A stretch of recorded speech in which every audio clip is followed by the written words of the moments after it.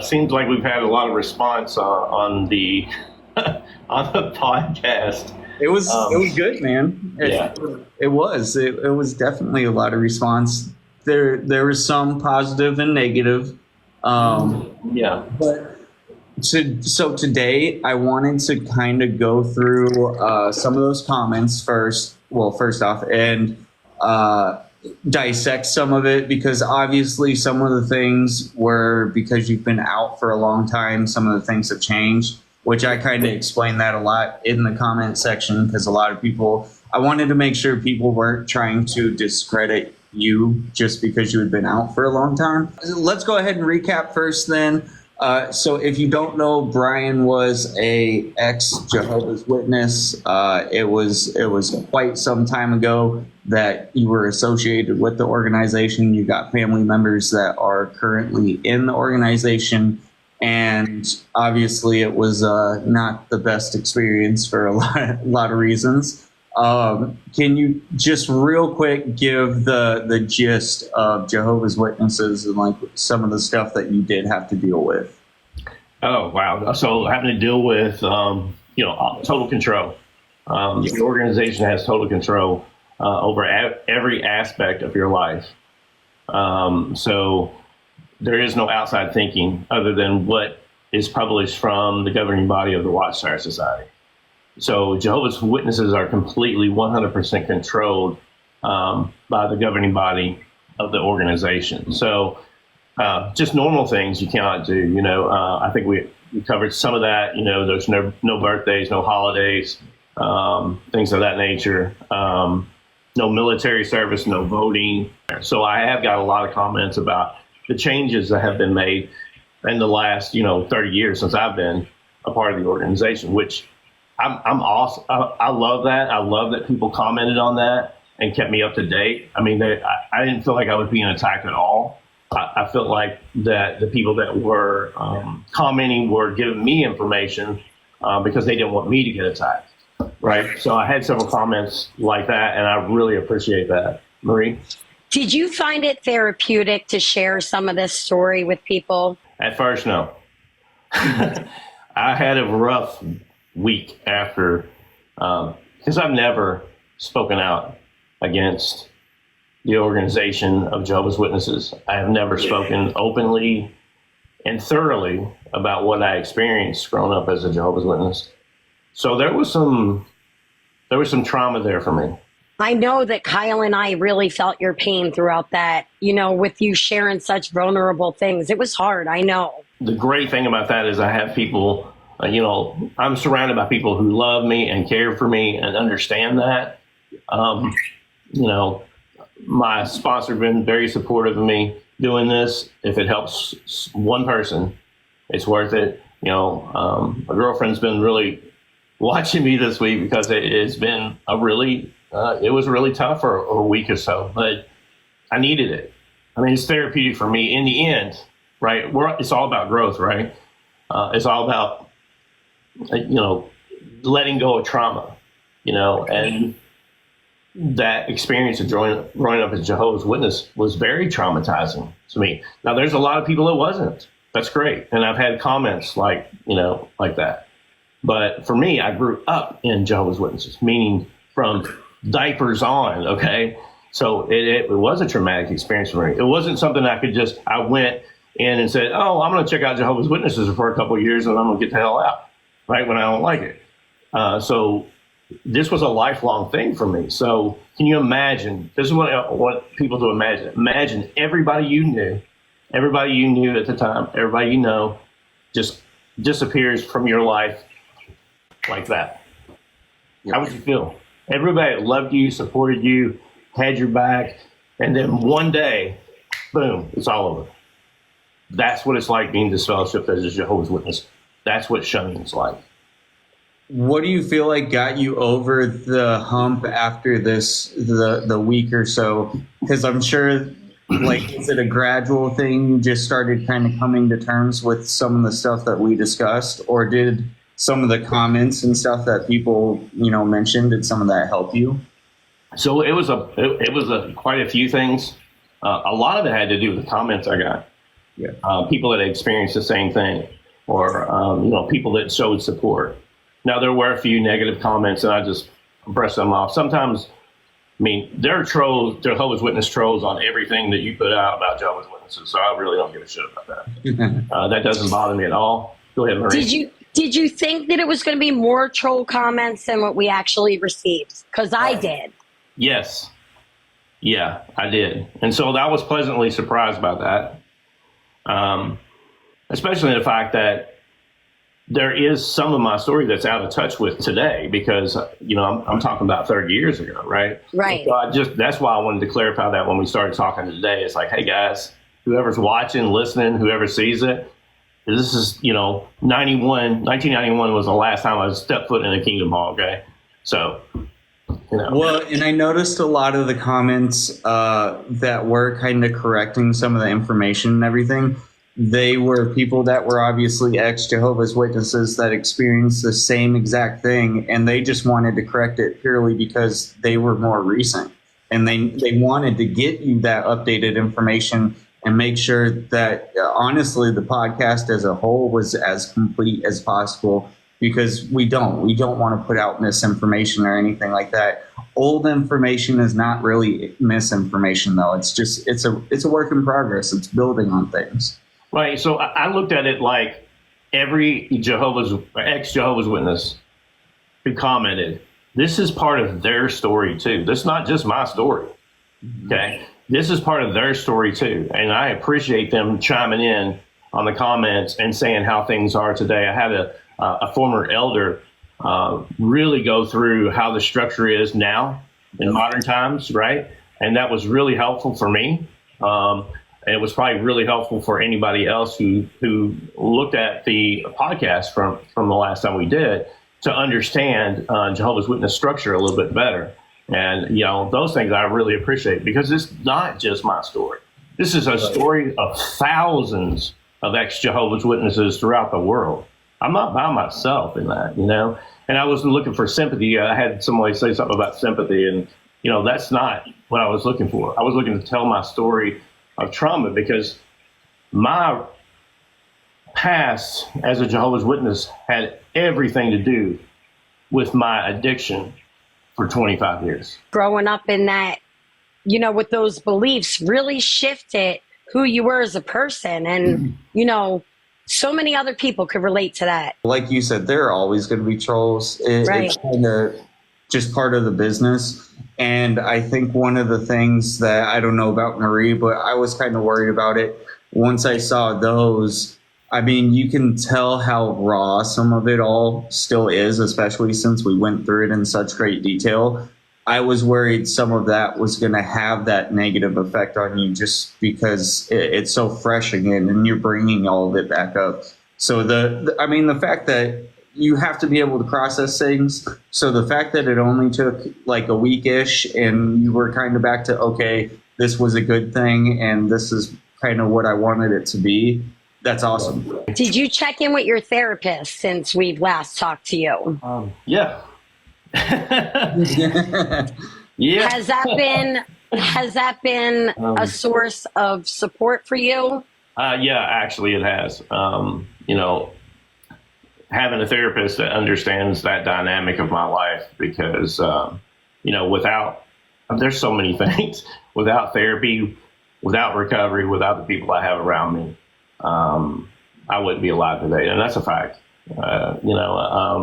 and processing the stuff. And I didn't process any of this stuff for, over 30 years. And so getting it out there, being able to outwardly tell that story did a lot for me, even though it hurt. Okay. It was not fun. But it's something I needed to do because for myself, right? And, that was the rough part. And this part's the easy part. You talked about it a little bit, the aftermath, right? I made sure I got the meets, I made sure that I kept my sobriety number one during that time frame. I reached out to people when I was struggling, which, I reached out to a lot of people in the past week and a half. It was tough. It's tough. It's tough when we talk about stuff that we don't want to talk about, but we know it can help someone else, right?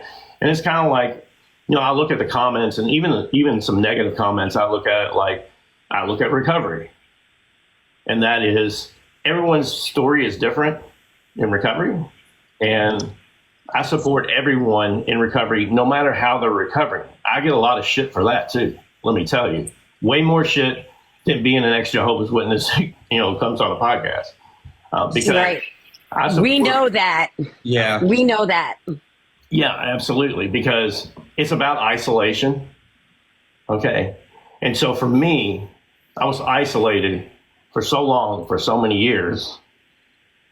And when it comes to recovery, I will never turn my back on someone and isolate them because they're recovering different than me, right? I can't. Just can't do it. It's not loving. It's stigmatizing. And it can cause someone to go out and die. Just because you were kind of Jehovah's Witness and the addiction, trap and everything, you're kind of in both of those for the same amount of time. Do you feel like, because this is a common thing with cults, religion, stuff like that, and for people who are listening, I'm not saying that like Jehovah's Witness, just because you're in Jehovah's Witnesses, it doesn't mean you're in a cult. But in your regard, it was a cult. So do you feel like the trauma and everything has held stronger from the Jehovah's Witness side of things or from the addiction side of things? What is like grasps harder and like is more of a detrimental thing to talk about whenever you're trying to keep your mental health and stuff in mind? Being an ex-Jehovah's Witness, by far. Yeah. Okay. It's probably, that stuff. And that's why I wanted, that's why I need to get it out. That's why I want to talk about it, because it's for my personal recovery, right? Right. It's not just recovering from the trauma, but it also keeps me focused on my recovery from substance use disorder, right? And so that's why it's so important for me. And it's so important that people know that there are other people out here who have some of the same experiences we do as far as recovery, and also who came out of cults like Jehovah's Witnesses, who struggle with that kind of trauma. They're not alone. And that's the message, is that you're not alone. Have you sat down with your child to watch this?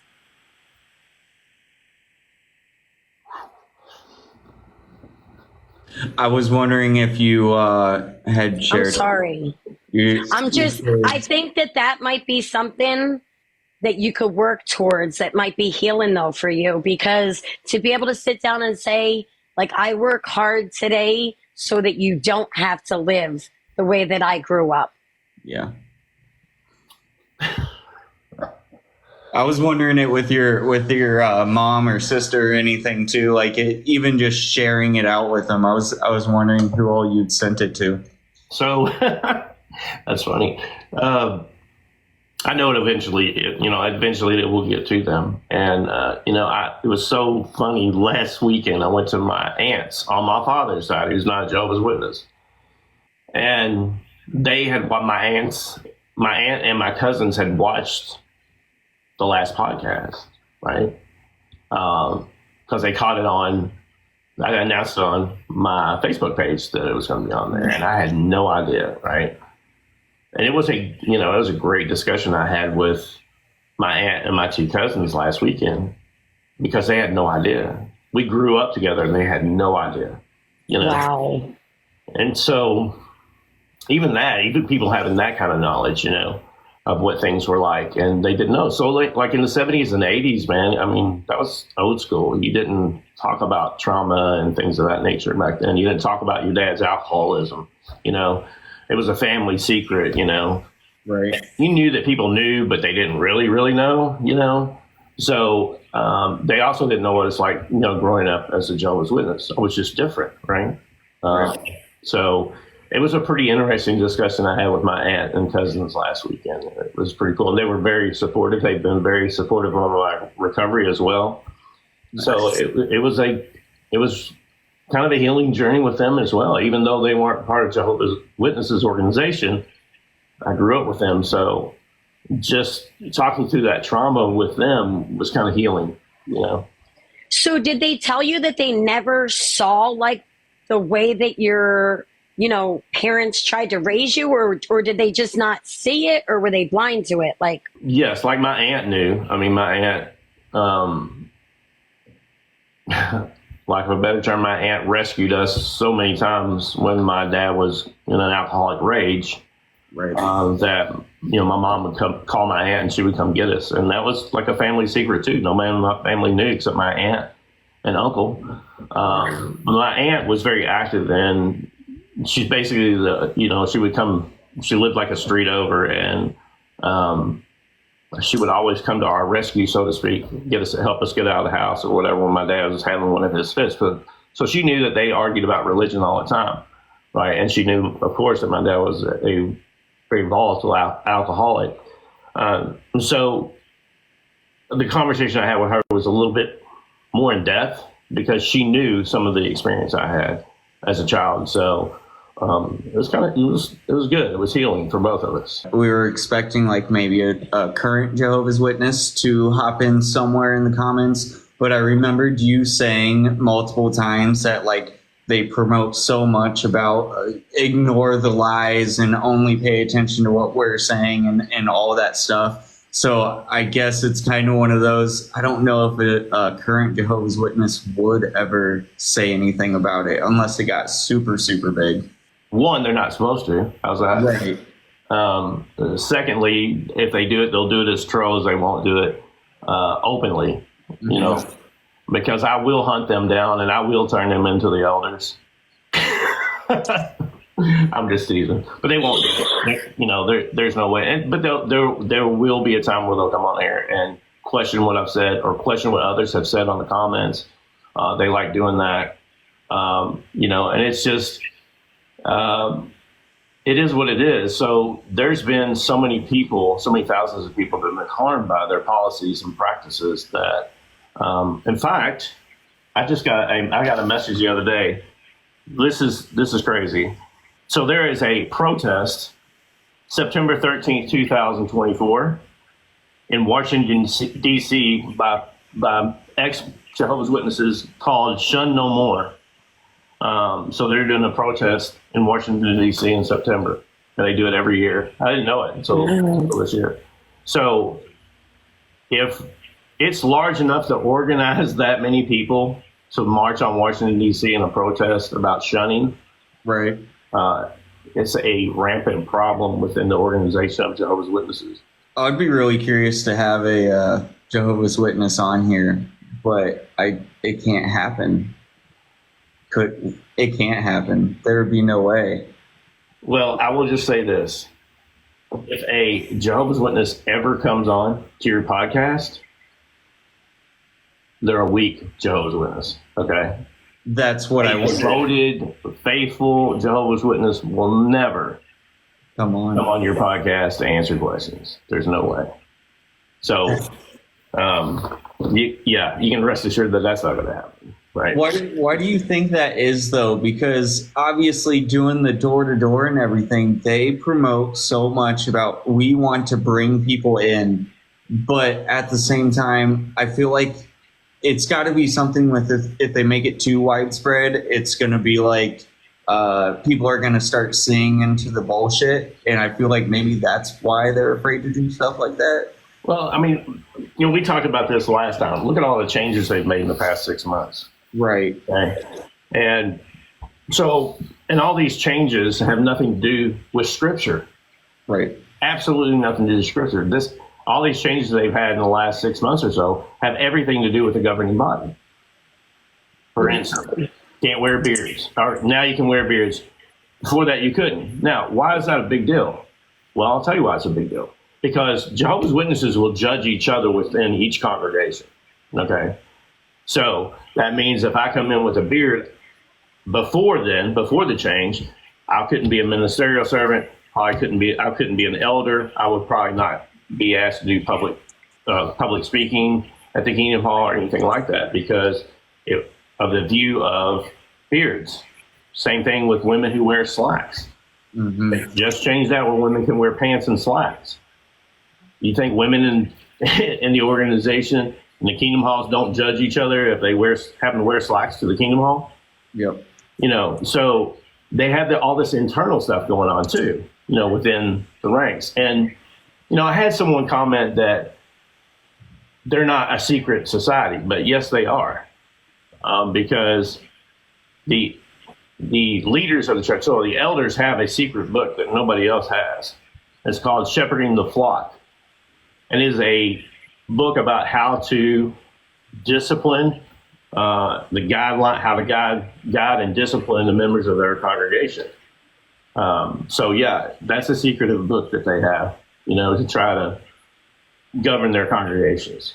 I want to get my hands on that book. Man, I do too. That would be crazy. Wow. Yeah, it's crazy. And, all these changes are because of several things. Jehovah's Witnesses as an organization don't change shit unless they're losing money or they're getting ready to lose money as an organization. Right. So back in March, Norway and the Oslo District Court had taken Jehovah's Witnesses to task on shunning and disfellowshipping practices. Mm-hmm. And there's a lot of tax exemption there at stake. And they pulled their tax exemption status because of their disfellowshipping and shunning practices, especially when it comes to children. Well, let me explain that. Most Jehovah's Witness children get baptized between the ages of probably 13 and let's say 16 or 17. Okay. So they're still children, right? But they're full baptized members of the congregation. So they get in trouble. They get disfellowshipped. They're children. So they're going to be shunned by their entire family at 16, 17 years old. Wow. Okay, that's for the courts in Norway, they saw that as basically a form of child abuse. Can that happen with a younger kid? Like, I don't know how, I guess a younger child, like even if they were like 10, could that happen? Like getting shunned? Absolutely, yeah. Other than, taking care of them in the normal family business of eating, sleeping, and that kind of thing. But as far as they they wouldn't kick them out of the house, but that's what I was wondering, how far it would go. But there's no, if you're in that house, there's no choice there, right? Right. You got to come to the Kingdom Hall. You'll have to get reinstated. Your parents are going to bring you there. So it's when you get older that you make that choice, or you get disfellowship. I think it's even worse. But because of the practice of baptizing members at a very young age before they're of legal age, and the shunning process that disfellowshipping has created within the organization, the court stepped in and said, wait a minute, hold on. No. This is wrong. Yeah, it's wrong. And other countries are looking at it too. So that's a huge hit for them. Mm-hmm. The other hit for them has been, like we talked about before, the sexual allegations within the congregation because of this 2-witness rule. And it is, basically, and they have fought this when it comes to child sexual abuse cases. And they've settled a lot of them out of court. So they're bleeding money. They're bleeding members. People are getting tired of Armageddon not being here. Okay.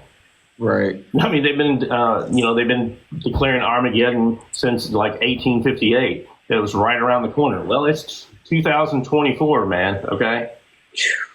I remember in 1975, they said Armageddon was coming in 1975. Straight up said it in the Watchtower. They'll deny it, but I'm telling you, half our congregation left when it didn't happen. Wow. So you got all these false prophecies that Jehovah's Witnesses organization has came out with over the years. And most people don't know. They don't do research. Like new Jehovah's Witnesses, they don't tell them the history of Jehovah's Witnesses. You got to really dig. Right. Right. And that's what I did when I got out. I dug. I went from the front when they started as an organization until today, and how their belief system has changed. Up to 1950, they believed that in the deity of Jesus Christ, they worshiped Jesus Christ just as a Trinity. Do you know what the point of all of these prophecies is? Because especially if it's causing people to leave the congregation, I guess it's to stir up relevancy in some regard. But why, if you know they're not going to be true, why would you keep saying that this is going to happen? After 1975, I think they pretty much stopped doing that. Okay. They had predicted the end of the Armageddon 7 different times up to 1975, right? And it wasn't coming true. It never came true. So, but the way they did it within the Watchtower magazines was crazy.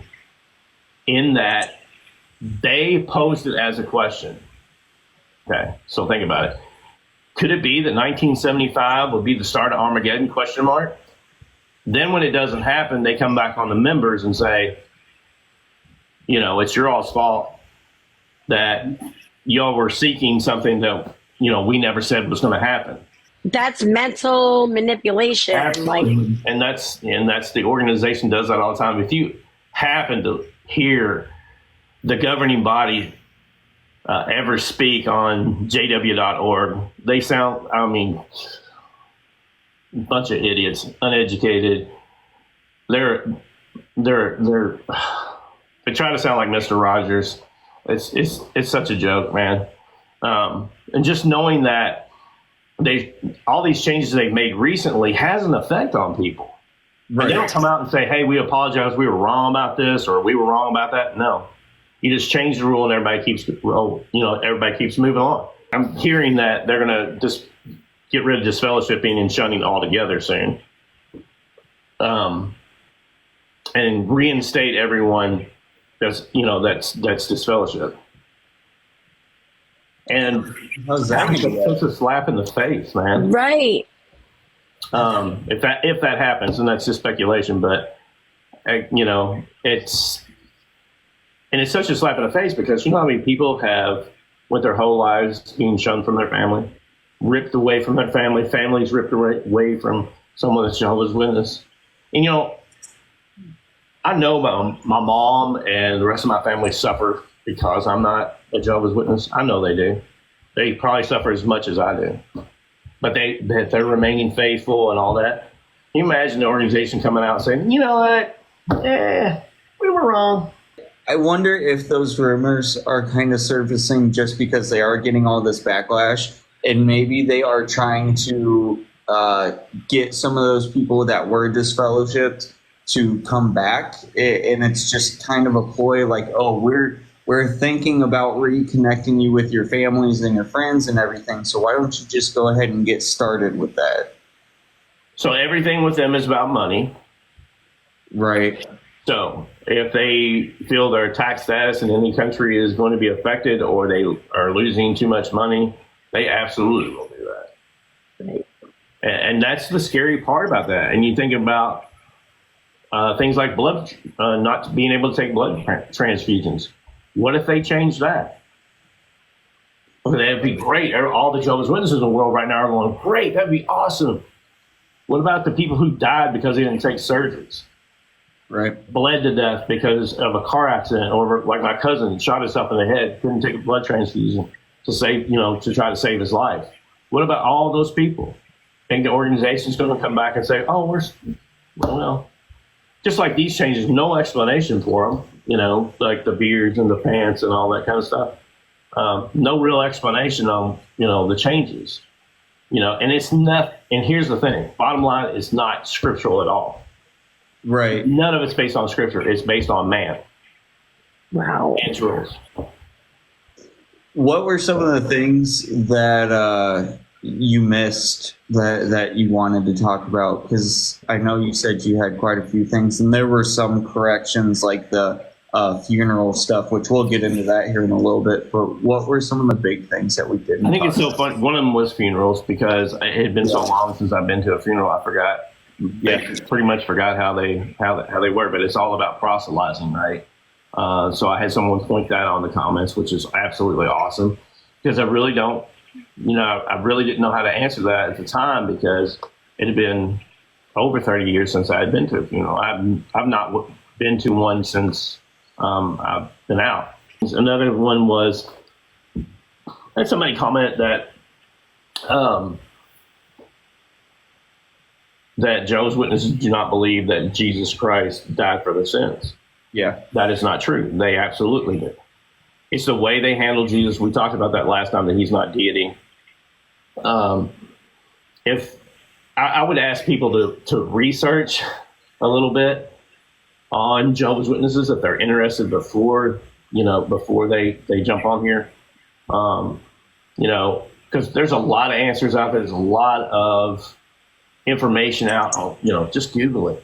Right. And they'll tell you. But the main thing was, so I was thinking about this last week, and I made a comment on one of the posts about John 1:1 in the Bible. Jehovah's Witnesses changed that to say that, okay, so John 1:1 says, in the beginning was the Word was with God, and the Word was God, in your King James translation. In the New World Translation, which is the Jehovah's Witness Bible, it says that the Word was a God. Okay? There's a distinction. And so that's one thing that bothered me. That was one of my first scriptures that I delved into after I got out of the organization. Mm-hmm. And the reason for that is because Jehovah's Witnesses will tell you there's only one true God. Okay. That's cool. His name is Jehovah. Okay, that's cool.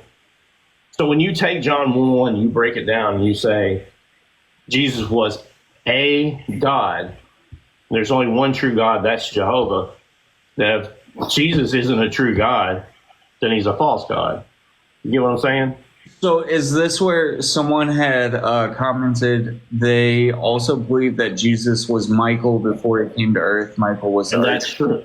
Okay. Right. So that's why they aren't treating him as a god too. It's just he is just one of God's kind of disciples. Yeah. So, and that's one of the things I wanted to clarify. That's the one scripture that kept me going in the other direction. And I'll tell you why. Because when I take that, you take that scripture and you break it down and say, okay, there's only one true God, and you call Jesus a God. Okay. As a witness, you also know that the scriptures call Satan the God of this world. And if there's only one true God, and it's Jehovah, do you classify Jesus with Satan because he is a God? So Jesus either has to be God, a true God, right, or a false God like Satan. I see what you're saying. That's the one scripture that I broke down, and I was like, "Woo, okay, all this is bullshit." I mean, think about that, because the Bible lists gods at the time, and they talk about Satan being the god of the system of things or god of this world. The Israelites had gods or idols that they worshiped, and they were all false, like Satan. He's not a true God; he's a false god, right? So when you take John 1:1 and you break it down, Jesus is either God or what is he? Right. Did you say Jesus is a false? If you're a Christian, you're not going to say that Jesus is a false God, right? No, that'd be blasphemy, right? So that scripture in itself shows it's easily, like, if one of them comes to the door, I will tear them up for that. Are there other religions that think that way that you know of that classify him the same exact way? To my knowledge, no. And if someone else has other knowledge than that, please chime in. I'm curious. Marie. Have you ever talked one off of your doorstep that way? Oh, yeah. Have you ever? And and they go running, or do they try to argue it some way? No, they usually don't try to argue, because usually the people that come to your door most of the time are not very educated within their faith anyway. Okay, and so they're used to think about it. If I come to 1,000 doors and 999 of them say, got my own religion, get out of here, whatever, it's very rare that anybody would engage with me as a Jehovah's Witness knocking on their door, right, in a positive manner. And let alone someone ask a question like that. And so they immediately, red flags go up, and I don't mess with them too much. I tell them I'm an apostate, so so they'll get off my porch. But yeah, I've asked them several, I've done that and then say, I used to be a Jehovah's Witness. I'm just fellowship. And they'll mark it down on their territory on the back not to come back, Why do they not educate the door knockers a lot more? You know what I mean? Because wouldn't you want them to be able to try and argue things like that and go back and report like, hey, these were things that people tried to get me with. How do I? Okay, so let me answer that in as non-judgmental as I possibly can. Sure. And that means, I'll just say it like it was when I was growing up. But they were taught, I was taught, that most people that come to the door don't know shit about their Bibles anyway.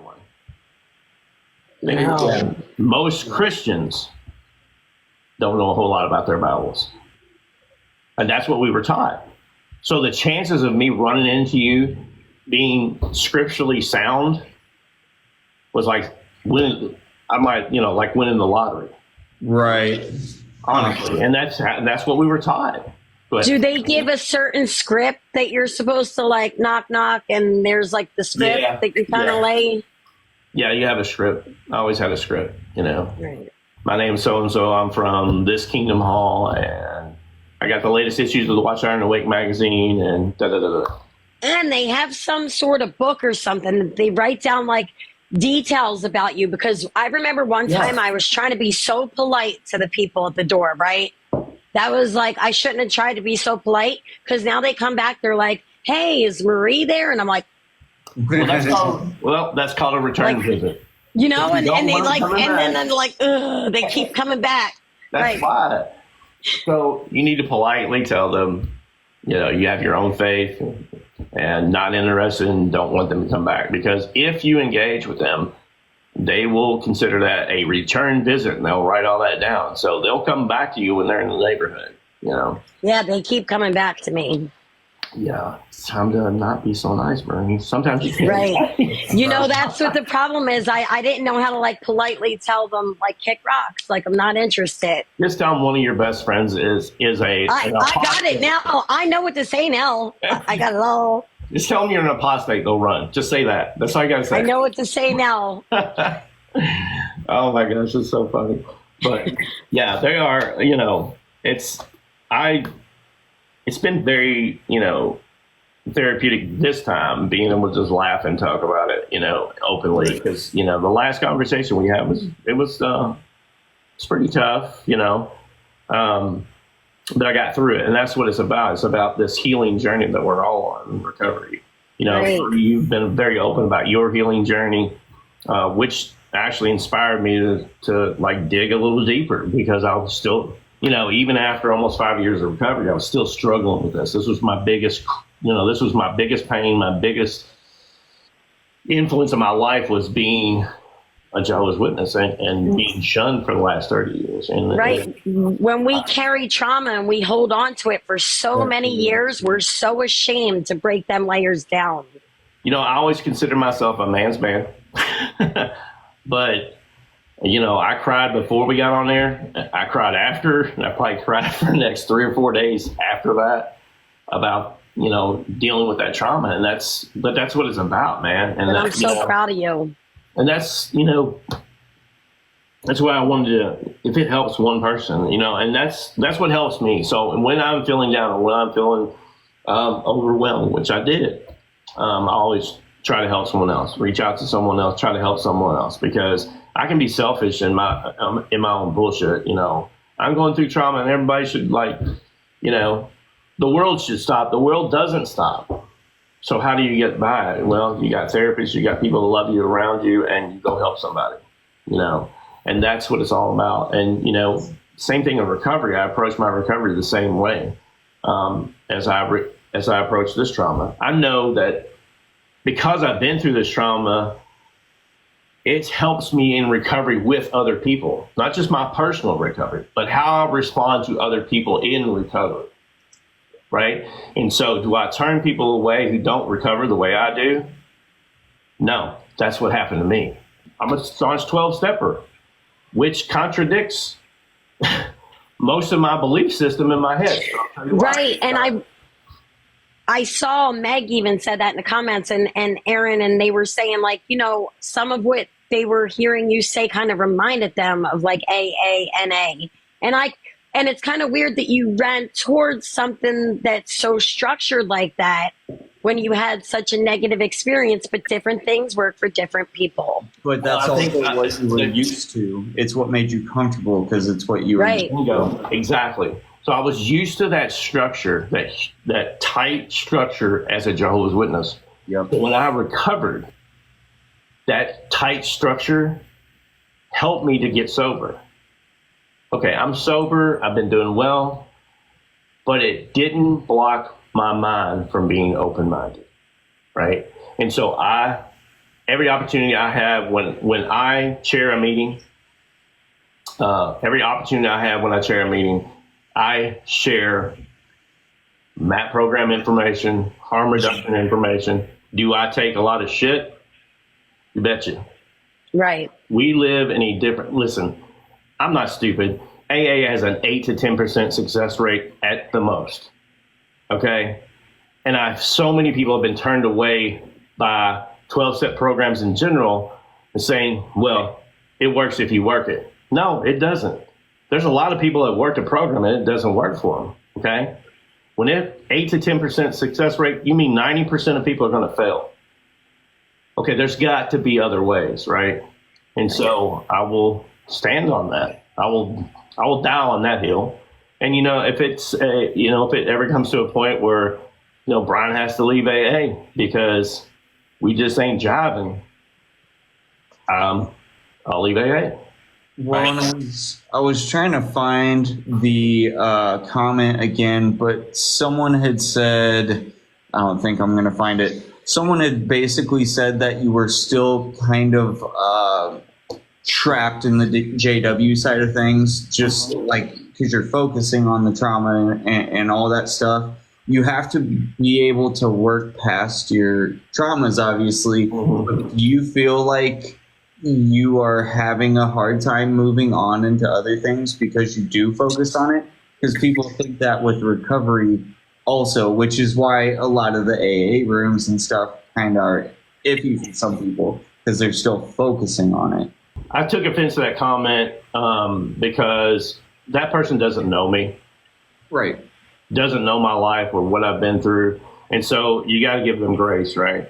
But I will say, no, actually, I have kept that trauma like hidden, you know, other than my therapist and the people that I have in my group, you know, my family. No one knows about that trauma until last week. Right. Right. And so it's not something I focus on, but it is something that I needed to, right now I need to, because it's part of my healing journey. Right. Mm-hmm. And so it's just part of growth for me, man. And I knew if I couldn't get through this part and get this out, hopefully it helps someone, but I got to get past that. I've already went through the forgiveness stage and, you know, going through resentments and that with my sponsor, you know, several times, but just getting it out publicly, I think was needed. One, because it helps me heal, and two, maybe it'll help someone else who's going through the same thing or something similar. And so, no, it's not my focus. My focus has been, you know, staying sober, helping other people, and, you know, trying to repair the damage I caused as a alcoholic and addict for 25 years. You know, I'm still working on that. So it is just part of my life and part of my story. It's not something I focus on. That's kind of why I asked that, though, because I've been in the AA, NA rooms, I've chaired meetings, done all that stuff, and it does, to a certain point, feel like you have to be able to get past something at some point. But like I said, you have to work through it. Otherwise, you're never going to be able to get past it. There's a fine line there. It's really strange, and it's something you got to figure out for yourself. You know, I'm glad that you said that because, you know, one of the things that I struggled with the things I did when I was in addiction. And even after I got sober for the first couple of years, I was still a wreck. My addiction destroyed my family. Right. Okay. My addiction destroyed my relationship I had with a wife of 25 years.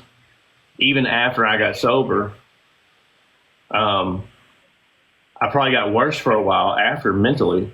And so that destroyed a 25-year marriage. I did that. It was the trauma that was the catalyst, I believe, for you. Yes.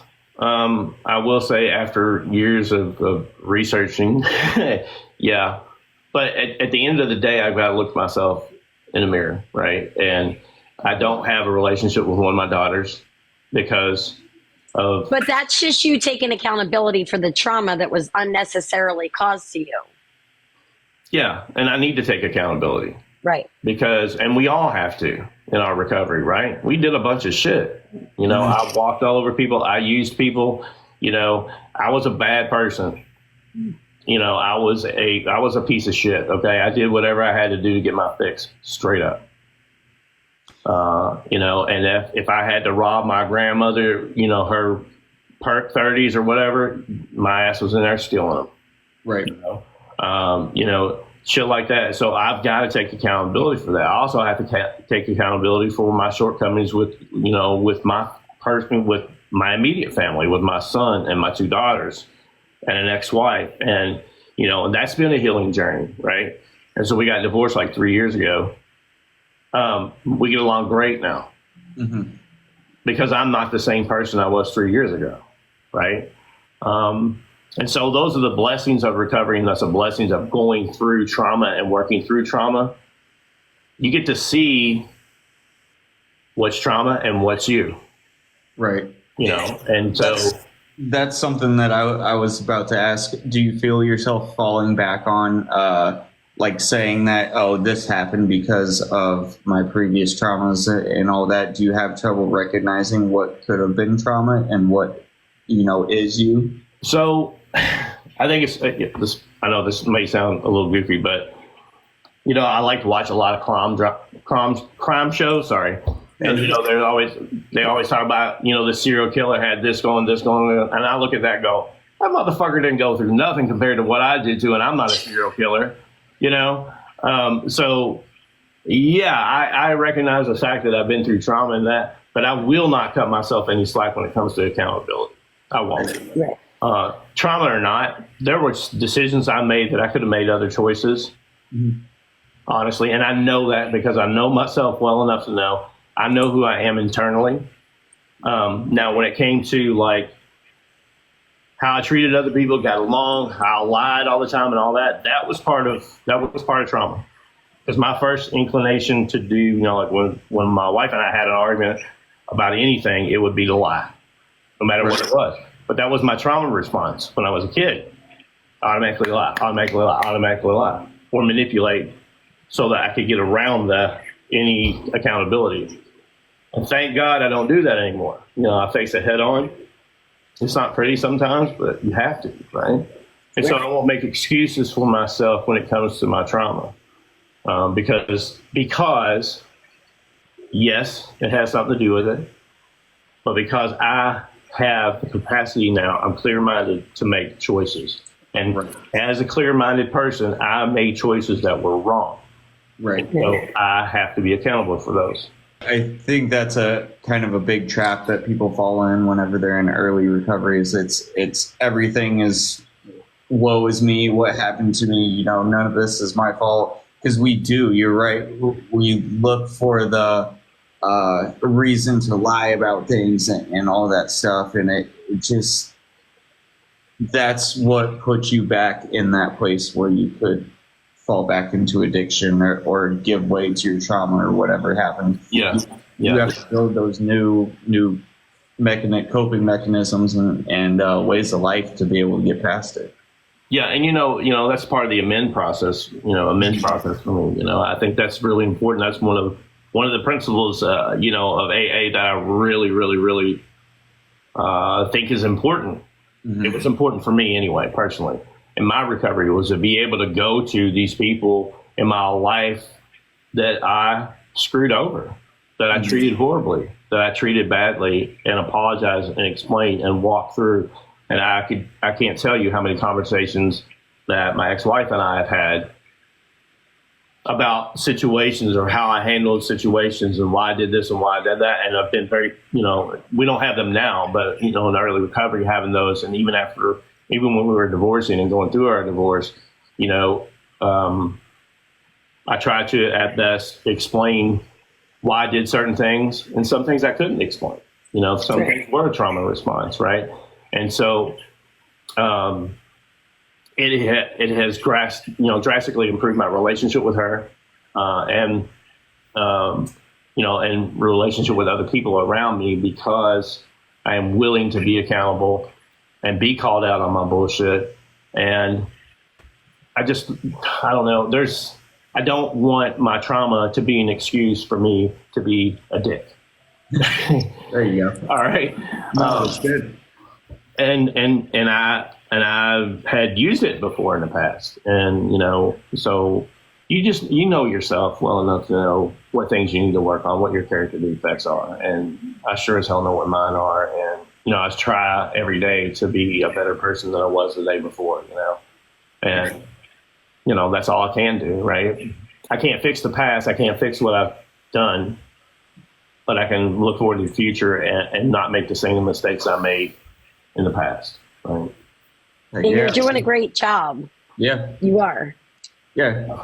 I mean, think of all the progress, man. Do you think, hell, even like right whenever you got out of being a JW, do you think you could have talked about any of this comfortably, even the smallest things? No, I was so lost and so scared and so alone. It was horrible. And, just to I think about that. I think about people right now who have been disfellowshipped and shunned, and I feel for them. I feel pain for them, because I know what that's like. It's so lonely to have everybody that you had around you, and then boom, they're gone because you got disfellowshipped. And that's why people in, ex-Jehovah's Witnesses take their own lives, because they just can't take it, not having those resources anymore. Can you imagine not being able to talk to your mom or your dad because the church tells you can't?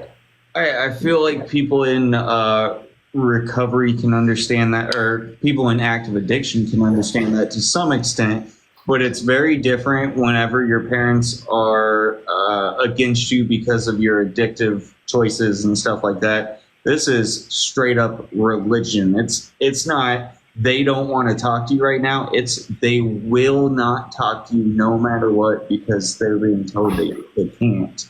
And here's the flip side of that. Now, I did want people to understand this too. If my family was to reach out to me and try to have a relationship with me, right, they could be disfellowshipped. Right. Okay, so it's not just, they could be disfellowshipped right along with me, because they are associated with someone who is not godly or who left the organization, and they consider me an apostate. And I don't like how they put someone else's burdens on your shoulder. Like that shouldn't be your burden to carry, but it would be. Oh, absolutely. And that's why when this whole thing came up a few months ago about going to the memorial, I was like, nope, no, I'm not even, no, because I don't want to put that burden on them too. So they know now, and I haven't heard from them since. They know my stance. I was pretty explicit about my stance with that. And half of that had to do with them, not just me. And I think people need to understand that too. I didn't want to drag my family into, because once you crack that door open up, you can say hi to him when he comes to the Kingdom Hall. Are we going to stop there? And so it was for both of us. I mean, I don't even know my mom. I don't know who my mom or sister are anymore. It's been so damn long. I don't know them as people. And so I've got so many other people in my life who love me and care for me, who support me, And I don't want to walk down that road, honestly. It's too awkward, too awkward. It would be too painful because I will never be a Jehovah's Witness, and that's the bottom line. Right. So it doesn't matter if we have a conversation or 10. I'm never going to come back to the organization of Jehovah's Witnesses, and they know that. What would you say, and this is going to be a really hard thing to answer, what would you say to that person that, hell, maybe they did just get disfellowshipped and they're miserable, they can't talk to their family, they can't talk to their friends, they've got nobody, and I mean, it's very easy to turn to, obviously, drugs or taking your own life. There are a lot of different avenues that can be the wrong path. What do you think the right path would be? So 2 things I'm going to say there. One is it depends on where they are as far as Jehovah's Witnesses as an organization. Sure. So if they're wanting to get back to the organization, if they believe what the organization stands for, if they believe all that, would tell them to go back now. Right? And, now people can greet them now when they come to the Kingdom Hall, so it won't be that bad. But if you really believe in the organization, then go back. If you don't, there are many support groups out here for ex-Jehovah's Witnesses. There's tons of them online. All you have to do is Google it. And there are, I don't know, probably 1,000 support groups for ex-Jehovah's Witnesses online across the world. And, that's something I found with doing this podcast, man. I got messages from Ireland and Newfoundland, and I'm like, whoa, it's like really crazy because Witnesses are a worldwide organization. They're just small. Yep. And that's one of the things that, we talked about last week with the sexual abuse allegations against them. Per capita, it's huge for them because they're such a small religion. 8.2 million witnesses, Jehovah's Witnesses across the entire world. I think that's a stretched figure. Yeah. Of course. Right. But, yeah, I mean, I'll tell you what, man, it's hard. So somebody gets out of the organization, they either jump right back in with both feet, or they're going to have to get support groups or something. Do their own research, I would say, on the organization. There's so many things that they don't know, that most newer Jehovah's Witnesses don't know about the organization, how it got started, who started them. Right. Because the organizations try to hide a bunch of that, right? Right. But it's online. You just got to dig for it. Charles Taz Russell was the founder of Jehovah's Witnesses, and oh man, I can't even remember the date. But anyway, come to find out, I mean, he's a fluke. He was odd guy anyway. And so their belief system has changed over the years. They've had all these prophecies that they have spilled out, and none of them came true. And if you look at the history, that should tell you everything you need to know. And that's what I did. I just went back, I'm going to prove that, one way, if this is a true religion that I need to follow, and, answer the questions I have about this religion when I got out, is the only time I could do that, because I was sequestered because I was in the organization. So when I got disfellowshipped, I could do what I wanted. Right. That means I could research what I wanted and not feel bad about it, right? And so that's why I never went back. Because I did my own research and found out that all these different things about the organization I had no clue about. And so many people had similar experiences when it came to mental health and their family members struggling and being shunned as well for, their sexual, their sexuality and stuff. But a lot of people in the comments on the YouTube video were saying that. That's one of the things that, they are not LGBTQ friendly at all. Anybody that tells you they are is lying to you. They do not support secular education. Right. So if your kids want to go to college, they're gonna question that, because they'll tell you it's a matter of personal choice, but they talk heavily about it. You should be preaching, from door to door and getting prepared for Jehovah's kingdom before you put secular activities before that, or getting a college degree, right? And so don't better yourself. So it's all about keeping their keeping their members from finding out knowledge, actually. Because you go to college, man, you learn all kinds of stuff. You learn about other religions and other belief systems, or other ideologies, and they want to sequester that for Jehovah's Witnesses. Do they have some sort of thing even with social media? Because knowledge is at people's fingertips now. So are they not allowed to engage in social media platforms? So that's a great question. I hope somebody can answer that more thoroughly than I can. Yes and no. Goes up. Yes, I would think not, though. I would think if it speaks negatively against the organization, they're supposed to stop looking at it. Right. So within while we've been doing this, I've had the comments open on the video, and there was just one that was posted saying, "I was disfellowshipped as a teen for engaging in fornication, which the Bible condemns, became bitter because one particular elder was extremely harsh despite them coming forward and confessing. Then in my 20s, went through a divorce. I even tried a relaxing exercise, turned out to be spiritism. I don't know what that is. Yeah. Was reinstated in my late 20s. Jehovah has blessed me with the love of my life. Been married for 22 years. I am in my 40s. Young people never leave Jehovah. You will regret it like me." That's super interesting. So is that common where a lot of people leave and everything kind of goes to shambles because they can't get their craft? That's what the organization wants everybody to believe. Like, if you leave the organization, your life is going to be hell. Yeah. Don't explain is your life's going to be hell because we have psychologically tortured you this whole time you were here. So when you get out into the real world, you're not going to know how to act, right? And so, a lot of people return to the Kingdom Hall. A lot of people return to the organization when they get out after some time. And it's just, I don't know what to say about that other than I wish him well. I wish that person well. I really do. I have no animosity toward him at all. I just chose a different route. I think it's a total,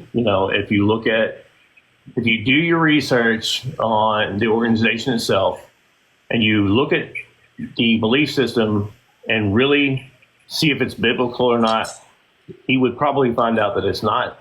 But that's a choice he's got to make, right? Well, in that situation by itself, and the reason I picked it out was, you got to think whenever you're young, you can't figure out your own damn life in the first place half the time. It's hard to figure out what the heck you are doing when you're young. So you have this structure and everything that while you're trying to grow into yourself, you don't like all the aspects of. You do something wrong, you get, kicked out. And then while you're trying to find yourself as a young person in general, you're losing your marriage, you're losing everything. You have no more guidance. So it's like, what other option is there except to go back in? I feel like that's why people have so many of these traumas whenever it comes to being a JW, because they are stuck for so long while they're young, and then they figure out what the heck is going on whenever they get older, and they've already been through all this shit. So that's crazy. You're just trapped. Right, and that's a vicious cycle that this organization creates for people, right? And that's why a lot of people, will return. I've got a cousin that's been disfellowshipped probably 7 or 8 times, and he still keeps going back. I'm like, dude, come on, man. Do the elders vote on it when someone's disfellowshipped? Do they all have to take like a vote on saying like, oh, we'll let that person back in or not? How does that work? I mean, there is a judicial committee that gathers. So it usually consists of 3 elders. I think they may have changed it to 2 now. Not sure about that. I think some of the information I got up to date was that it's 2. But yeah, they'll make the determination whether a person is disfellowshipped and whether a person is reinstated as a Jehovah's Witness as well. So yeah, so it's decided by the church. So, anyway, I even seen somebody in here Sabrina was even say her client smokes cigarettes, and they're being told by the church, like, that's not what God wants you to do. That's not what you're supposed to do. Like, right. And it's putting so much guilt over cigarettes. Okay. Yeah. Let me touch on that cigarette thing.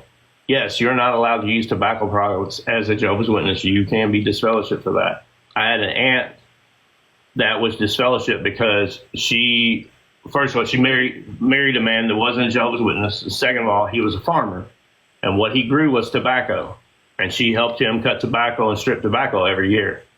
Okay, so she got disfellowshipped for that. And she was disfellowshipped for a very long time because of that, because she helped her husband. That was a means of financial, their finances, so she helped with that. And so she was disfellowshipped for working in tobacco with her husband. So that's another thing that Jehovah's Witnesses, you can't do as a Jehovah's Witness. You can't smoke, can't use tobacco.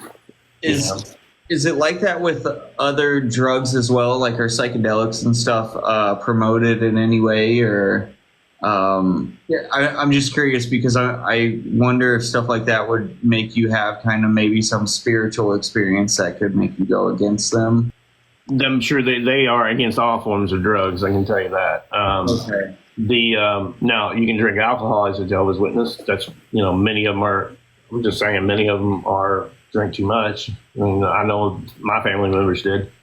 All the males in my family drank too much. They still do. But they're good Jehovah's Witnesses, though. You drink all you want. It's sad, but that's the thing, though. I just, you kind of see all these people in the comments, and as we've been doing, let's talk about they fell into addiction and all this stuff as they were a Jehovah's Witness and as they were getting out. And it's like all these people were trying to be faithful Jehovah's Witnesses. I'm sure some are still a Jehovah's Witness and they're still using drugs and going against aspects that the church would not like. So it's that the Kingdom Hall, the organization would absolutely probably disfellowship them over. And that's the struggle, man. It's like, wow, golly, what do you do, right? Yeah. And it's hard to make a clean break from being a Jehovah's Witness, because like I said before, like every area of your life is every person in your life. And, the great thing about my situation was the fact that when I was growing up, I had other family members that weren't Jehovah's Witnesses. Right. And that helped me a lot of times, And then when I got older as a witness, I rebelled and had friends that weren't Jehovah's Witnesses. If I hadn't done that, I'd probably still be a Jehovah's Witness. I don't think that you would be where you are on your healing journey right now. Yeah. I'm promise you, if I hadn't left, I wouldn't be talking to you all right now. I'd be dead. There's no way I could have. That's just knowing myself and knowing what I've been through, and I already have tried to unalive myself a few times, and because of this and my addiction, and it's something that those traumas are something that if I hadn't have got out, I wouldn't have made it out alive. And I know that to my core, I wouldn't have. Right. Heck yeah, man. Well, you did make it out, and you're doing a heck of a lot better now, regardless of everything you had to go through to get to where you are today. You made it and are at the very least thriving and able to be happy. And that's what matters. There's not much else you can ask for in some regards. So, I think you're doing good, man. I hope the aftermath of that is that it relates to other people and it helps other people. And I want to be very clear to people that are listening who are Jehovah's Witnesses. This is my personal experience as being a Jehovah's Witness. I am not trashing your personal experience. This is my personal experience. I want to make that very, very clear. You have your belief system. I get it. I'm not trying to shy you away from your belief system at all. This is just my experience. So please don't take it personal what I said, because like I said, it is my life experience. I hope this helps someone who is struggling, who is looking to get out of the organization, who is out of the organization and needs support. Hit me up on TikTok. Be glad to DM me on TikTok or whatever. I'll be glad to chat. If it helps one person, this is very important that this was done. And number two, it's going to help me. It's part of my healing journey. It's part of my recovery journey. I started using drugs to make myself feel better or feel differently because I did not want to walk through the trauma of growing up as a Jehovah's Witness. And so even though I got things reversed, I'm walking through that trauma now because, I want to be mentally healthy, emotionally healthy, so that I can better help other people who are struggling with addiction or trauma, and that's what it's about. So that's why I do what I do every day. That's why I get up in the morning and start my day off, and I got to help somebody. Because it's easy for me to get selfish and self-centered and worry about my problems. And so to do that, it's important for me to do things like this and to reach out and help other people and meet them where they're at, no matter where they're at in recovery. I will always support people 100%, no matter where you're at in recovery, harm reduction, MAP program, cannabis. Man, if you're trying to do better, I've got your back 100%. And that's what it's all about, because I never want anyone who's struggling to feel ostracized if I can help it. Heck yeah, man. That was a powerful message again today. So thank you. Yeah, thank you for coming on again and doing this. I know we kind of had them close together, so thank you for taking a couple weekends and sharing everything with us and trying to help other people. Thank you guys. I appreciate y'all letting me tell my story. And like I said last time, if it helps one person, all three of us have been blessed. If it helps one person in recovery or one person trying to get out of an organization that they feel trapped in.